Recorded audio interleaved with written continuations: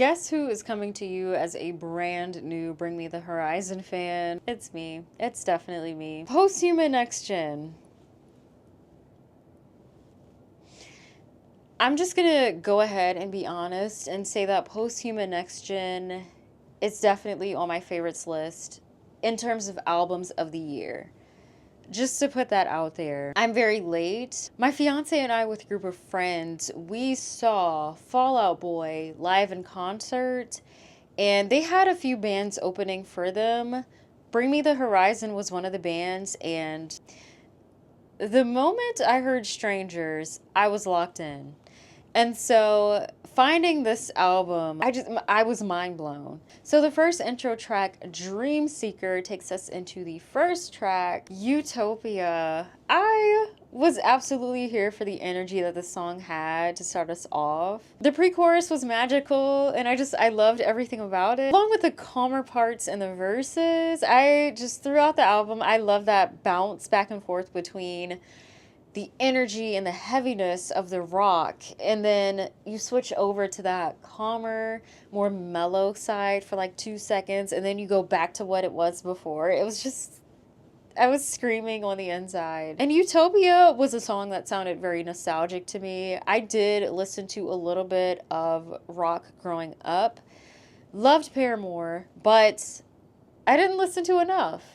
But I'm here now, and I'm glad that I am. The energy level on Kool-Aid was crazy too. And this is a song where if you dance to it, I feel like that's a good release of energy. It's just one of those songs, very dancey, very just let yourself go type of songs. I really loved it. Top 10 Statues That Cried Blood, obsessed with the chorus. The beeping sounds were really cool, and the lead singer, Ollie, kind of obsessed with his voice too. His voice is amazing. He has so much power in it. And I also thought the drums went off completely. Limousine featuring Aurora. Oh my god. Okay. My favorite beat in the entire album. The pre-chorus was very tense, and I was into it very heavily. This is one of those songs that I wanted injected into my veins. That's how good it was. I know I mentioned this before in my music vlog that I did a minute back when I first started my 500 albums challenge, but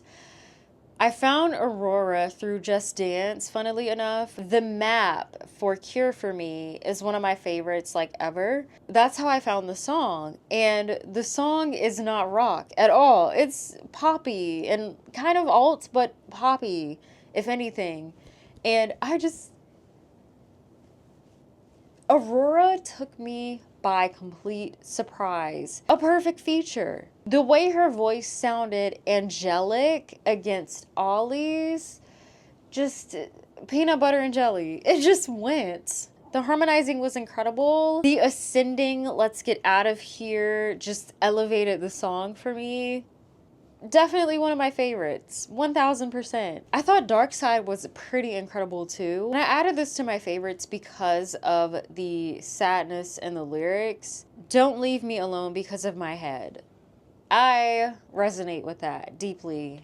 The overthinking and being trapped in your own head is very scary, and it can get really, really dark. That's why I kind of sort of really sat with this song, because I completely understood the lyrics. A Bullet with My Name on. Perfection.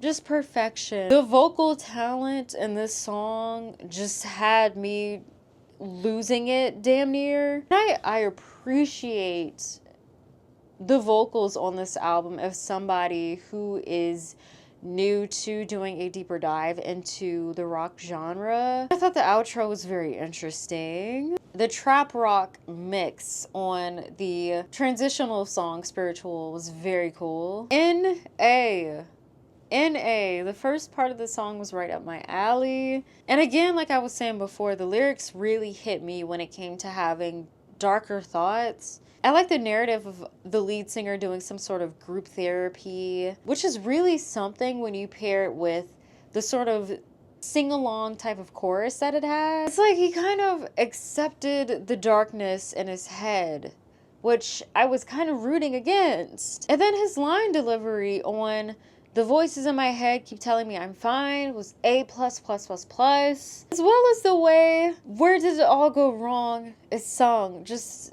my heart. I was really into the verses on Lost. And I do sing this chorus in my head a lot. I know overall I keep mentioning how a lot of people can bond over a number of songs.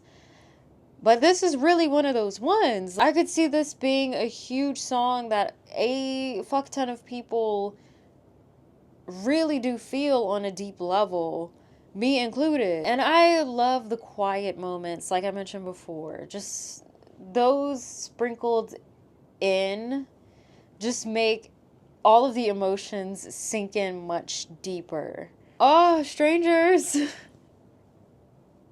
Strangers, please, please, please, please. This is another inject this song into my veins. Hearing the song live for the first time that I ever heard the song, I just knew that I would be hooked. It was one of those where I was immediately like trying to find it on my phone, but I'm still like trying to listen during the concert. No, like for real, I wrote down in my notes, this is one of the inject the songiest songs into my veins that's ever lived. And I stand by that. It's one of my favorites in the entire 500 albums challenge that I'm doing. That great low to high moment with the delivery on We're Just a Room Full of. Before the second chorus is the highlight of the song for me. And then No Place Like Home, Save Us From Ourselves. Just, I love this fucking song. The R.I.P. remix. I thought the verses were the most different for this one, but it's a remix, so that's a given. I just thought it was crazy how he was completely dragging the person he was talking about. He was going off. Amen was one of the darkest tracks, I thought. I gotta say, it's very incredible for production nerds like me. I was listening to it with headphones on, and my mind was just like, oh my god, what am I supposed to pay attention to? I'm just, like, in heaven right now. I thought Uzi's verse was cool but very short, and this was just wild and vengeful overall. So I'm not trying to get in trouble with YouTube. So the next interlude, I thought this one was interesting because of the changing of the stations. Listening to this with headphones on was quite the experience, so definitely listen to this with some headphones on. Die For You, I love the song so much I could cry. It's extremely catchy.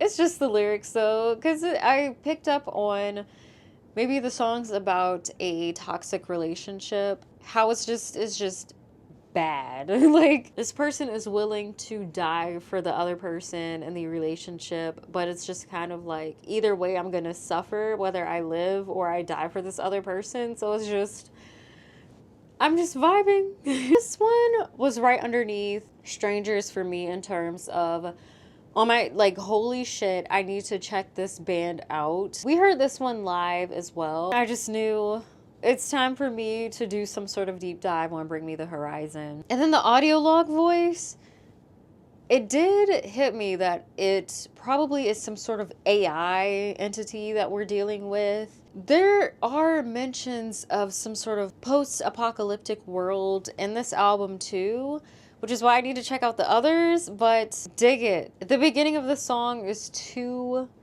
good.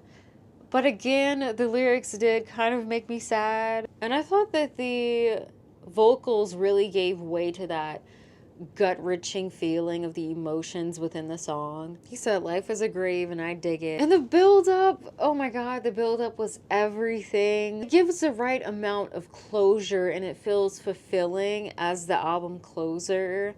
I was so sad when the album was over, but I cannot scream about Dig It enough. Please just listen to Dig It. Just Dig It is incredible. I can't say it enough. Incredible, amazing, spectacular.